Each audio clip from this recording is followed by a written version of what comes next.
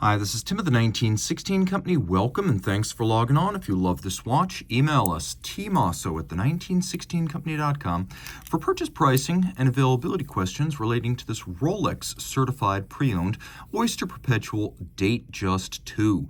So you're looking at a watch that is reference 116 and then 334. So if you're familiar with the Datejust 2, it bowed back in 2009. The year after the Date 2 was part of an era of larger Rolex watches based on prior model lines. And so it is larger than a traditional 36mm Datejust. This one in 904L steel with a white gold bezel, 41 millimeters in diameter. In terms of thickness, I measure this watch at 12 millimeters thick from lug tip to lug tip if we're just talking about the case.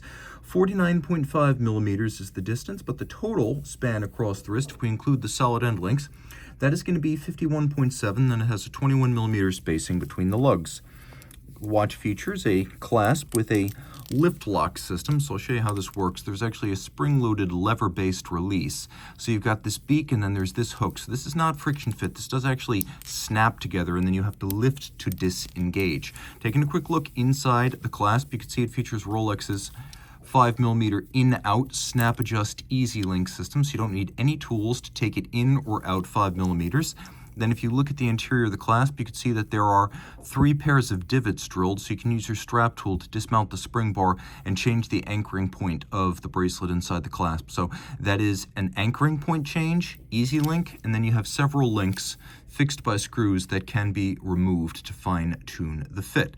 Taking a little look at the rest of the bracelet, it's nicely decorated with a combination of satin and polish, with the outer faces polished.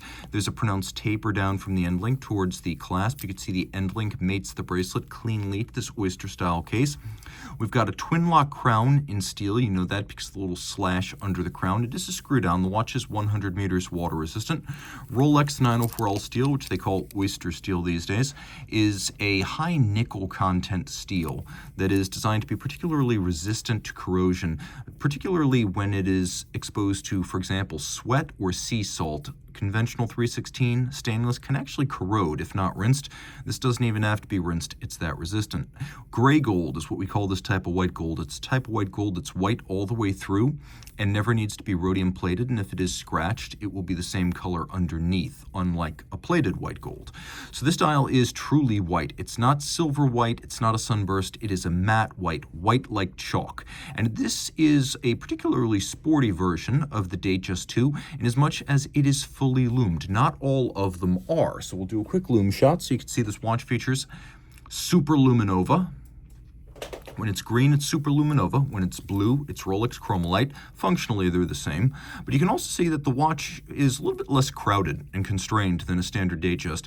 The Cyclops Eye magnifier, particularly over a white disc to match a white dial, it's not as prominent on the larger Datejust dial, where this all breathes a little bit. It doesn't have quite the same crowding. The watch is functionally, of course, the same as a standard Datejust, though it does have a somewhat modified movement, the 3136, designed to accommodate the larger case and the broader span of the date disc, for example. So bidirectional automatic winding with a 48-hour power reserve, a 4 Hz beat rate, stop seconds, a quick set date, and a COSC certified Swiss chronometer. That's a lot of refinement.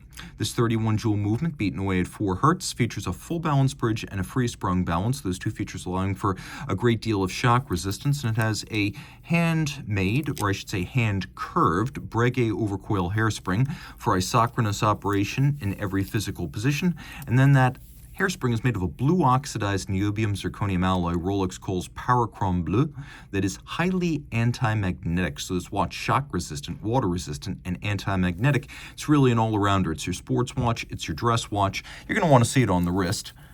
My wrist is 16 centimeters circumference, and it's a nice fit, though it is large. I'd recommend if your wrist is my size or larger, you can wear this watch.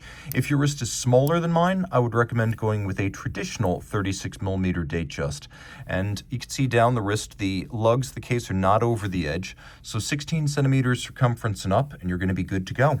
If you have any further questions, reach out to Team Mosso at the1916company.com for purchase and pricing details.